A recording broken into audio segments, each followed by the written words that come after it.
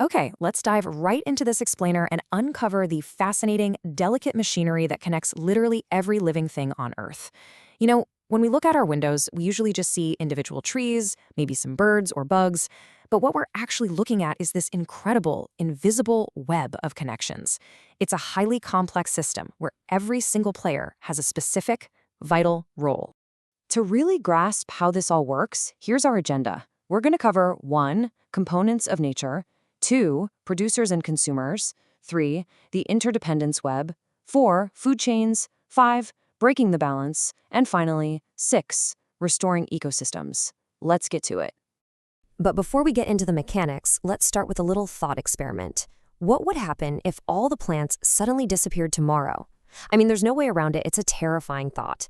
But to understand exactly why that scenario would trigger a rapid global catastrophe, we really need to look at how our environment is fundamentally constructed from the ground up. So, let's kick things off with Section 1, Components of Nature, the building blocks of life. The absolutely crucial thing to remember here is that our environment is a masterfully balanced machine, and it's made up of 2 distinct types of parts. On one side, you've got the living components, animals, plants, and microorganisms. And then on the flip side, we have the non-living components. We're talking air, water, soil, and sunlight. Now, here's the catch. The living organisms absolutely rely on those non-living elements to survive. I mean, you can't have a plant without soil and sunlight, right? And you definitely can't have an animal without air and water. They go hand in hand. Moving right along to Section 2, producers and consumers. Basically, who makes the food and who eats it. Let's look at the ultimate providers in this system, plants. Plants act as nature's kitchens, and they do something truly miraculous. Using a green pigment in their leaves called chlorophyll, they actually trap energy from sunlight. Then they use that energy to convert carbon dioxide from the air and water from the soil into food. Because this whole magical process happens in the presence of sunlight, we call it photosynthesis.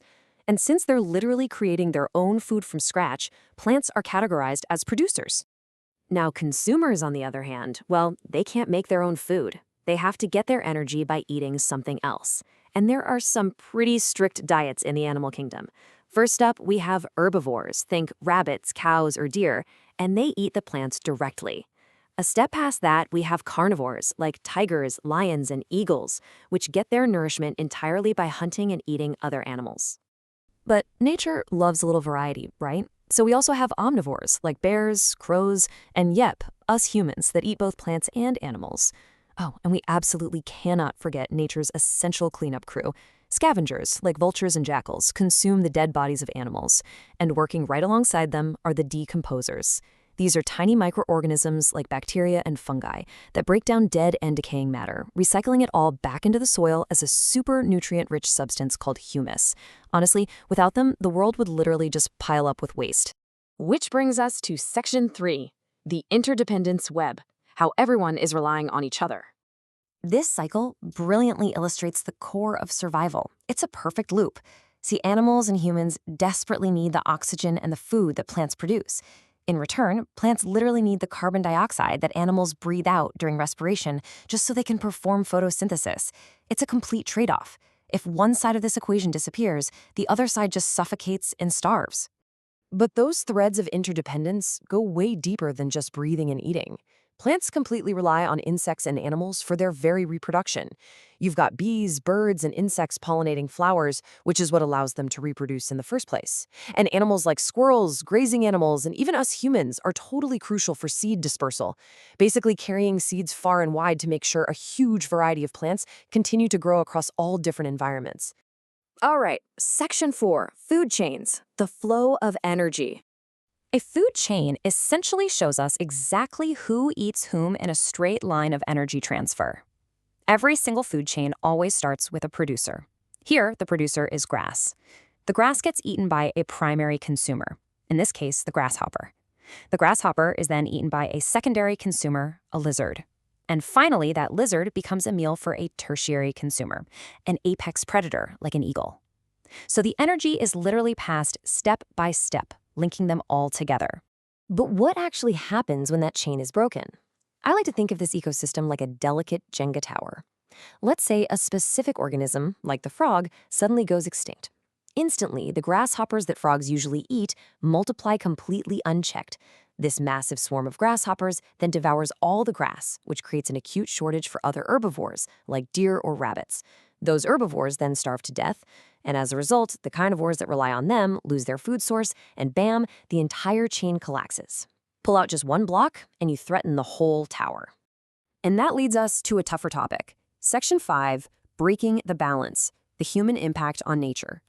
Sadly, to meet our rapid demands for housing, paper, and fuel, we are massively overexploiting the environment through deforestation. We're cutting down trees on a massive scale. Now, not only does this destroy the natural habitats of countless birds and animals, but it also drastically decreases the amount of oxygen available and spikes dangerous carbon dioxide levels in the air. Add to this the pure devastation of forest fires, which, sure, can be natural, but are often sparked by human carelessness, instantly wiping out thousands of acres of life.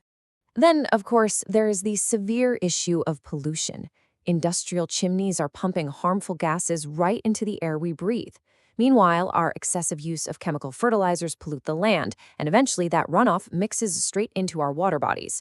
This heavy water pollution drastically decreases the oxygen in our lakes and oceans, literally suffocating and killing aquatic marine life, all while making the water utterly unfit for drinking or agriculture. And if destroying the habitat wasn't enough, there is the devastating impact of direct hunting.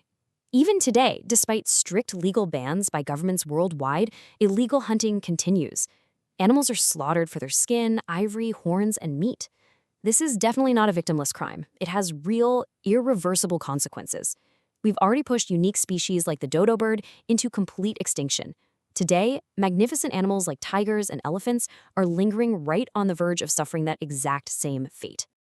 Let's pivot to some hope. Section 6, Restoring Ecosystems, Fixing the Balance. We can actively protect our world, and it takes a few key steps. We must relentlessly maintain and expand special protected areas, like wildlife sanctuaries and national parks. We need massive global tree planting campaigns to combat deforestation.